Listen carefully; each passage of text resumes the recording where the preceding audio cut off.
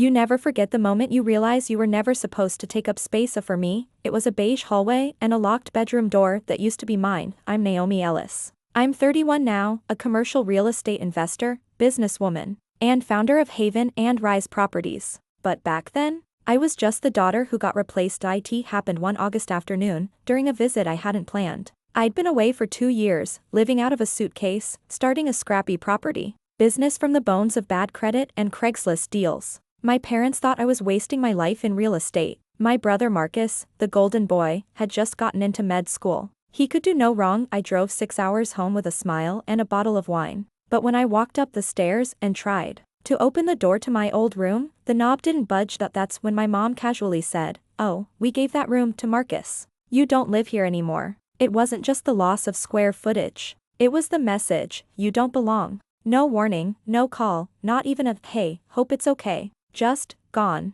And all my stuff, boxed up and shoved into the garage. Beside holiday decorations. My throat went dry. I tried to laugh it off, saying, "Wow, evicted without notice?" But inside, something cracked open. They didn't just take my room, they erased the space I used to exist in. That night, I lay in a guest room that used to be Marcus's childhood playroom, surrounded by his trophies and framed certificates. I stared at the ceiling, fighting tears, wondering why it still hurts so much to be invisible in your own home. But then something strange happened. Instead of sinking into the usual pit of sadness, I got angry. Not in a bitter, vengeful way, but in a clear, fire in my gut kind of way. If they could give my space away so easily, then I'd build space they could never touch. I left the next morning without breakfast, without goodbye. I drove back to my apartment, tiny, moldy, and mine. And I got to work. The time, I was flipping distressed properties, one cracked foundation at a time. I had no safety net, just a decent credit line and an obsession with Zillow listings. But after that visit, I stopped playing small. I started thinking bigger. The first step? Learning how commercial financing worked. I spent nights studying building codes and zoning laws, while eating ramen and applying for every grant and small business loan I could find. Within 6 months, I bought my first duplex. 2 years later, I owned 6 properties across the city, each one cleaned, renovated, and rented with care. But the real victory came when I saw a familiar listing pop up online, a 12-unit apartment building, right across from my parents' neighborhood, run down, underpriced, and owned by an elderly landlord looking to retire. I didn't hesitate. I ran the numbers twice. Then again. The math was tight, but doable. I secured funding, made an offer, and closed in 45 days. The same week my brother got his white coat ceremony, I got my deed and keys. They threw him a party. I threw myself a walkthrough of my first building. That's when it hit me. The room they gave away was never the end, it was the beginning. Because losing that space made me realize I never wanted permission to belong.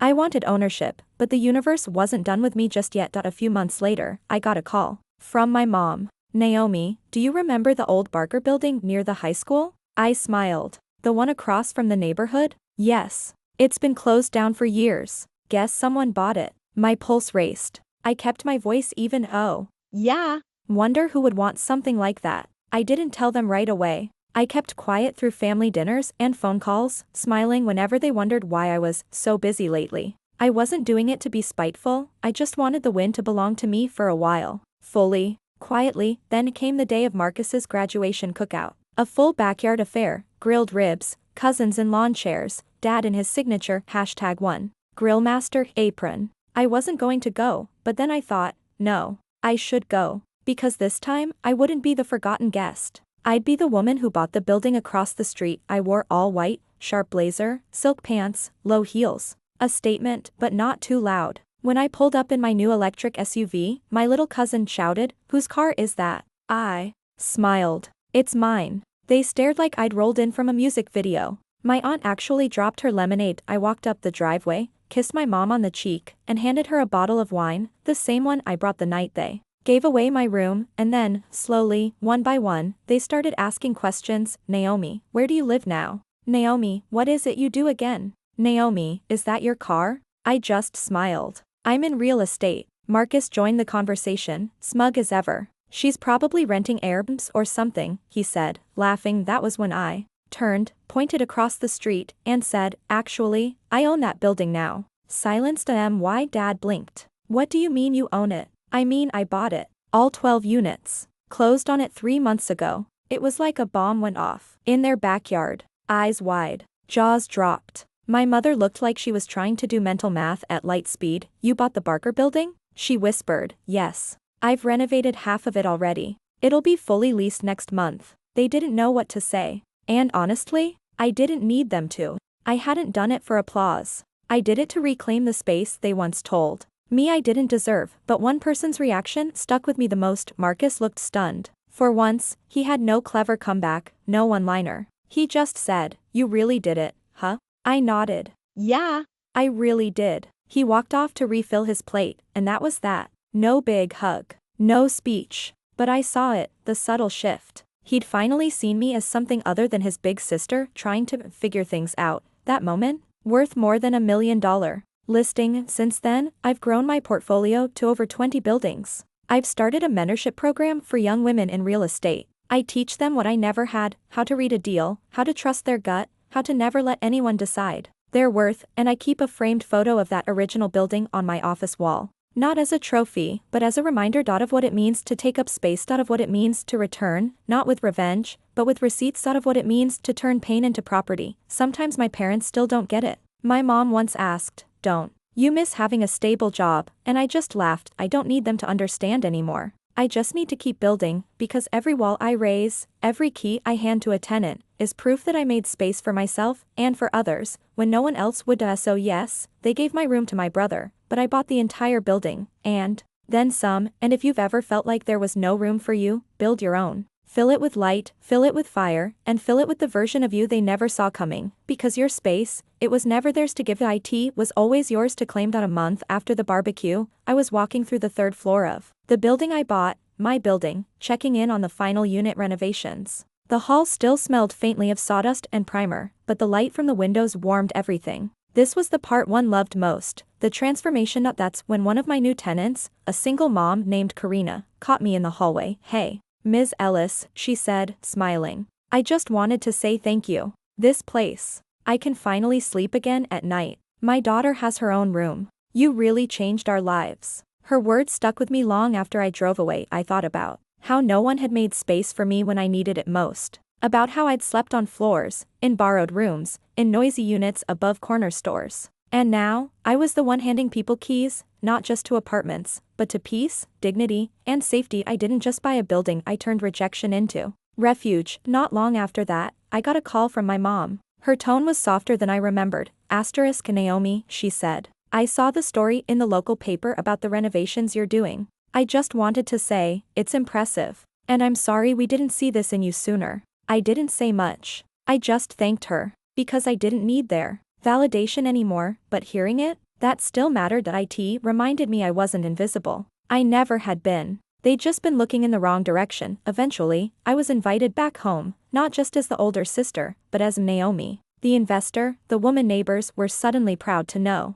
My father, who once said real estate's too risky for women, now asked me for advice on retirement properties. And Marcus? We're still different. He wears a lab coat, I wear steel-toe boots when I need to. But the respect is mutual now. He once quietly told me, "You're the only person I know who created something from nothing." That meant more than he probably realized. Today, Haven and Rise Properties manages over 40 buildings. We offer affordable housing units, small business commercial leases, and emergency housing partnerships with local shelters. But my favorite part? The Reclaimed Room initiative, where I give free short-term housing to young women aging out of the foster system or escaping unstable homes. Each unit has a sign above the door that reads, "This room is yours. No one can take it from you." Every time I walk past those doors, I think about the girl I used to be. The one who quietly closed the trunk of her car with her boxed-up memories inside. The one who smiled at the dinner table while wondering why she never felt enough. And then I think about the woman I became, the one who built from scratch, who risked everything, who now makes room for others. So, if you've ever been made to feel like you were in the way, or that your dreams took up too much space, let me tell you this: you're not too much. You're just in the wrong room. Build your own, and don't just fill it, own it. Yes, they gave my room to my brother, but I bought the building, and now I build spaces no one can take from me, and I fill them with people who finally feel like they belong, including myself. A few weeks after I launched the Reclaimed Room initiative, I was invited to speak at a women's leadership summit downtown. I almost said no. Public speaking had never been my thing. I preferred deeds over dialogue. but something told me I needed to go. When I stepped onto that stage, looking out at rows of women in suits, scrubs, and startup tees, I saw parts of myself in every single face. I took a breath and said, they gave my room to my brother. So, I bought the entire building. The room fell silent. Then someone laughed. Not at me, with me. The kind of laugh that says, girl, same. I told them the whole story. The boxes in the garage.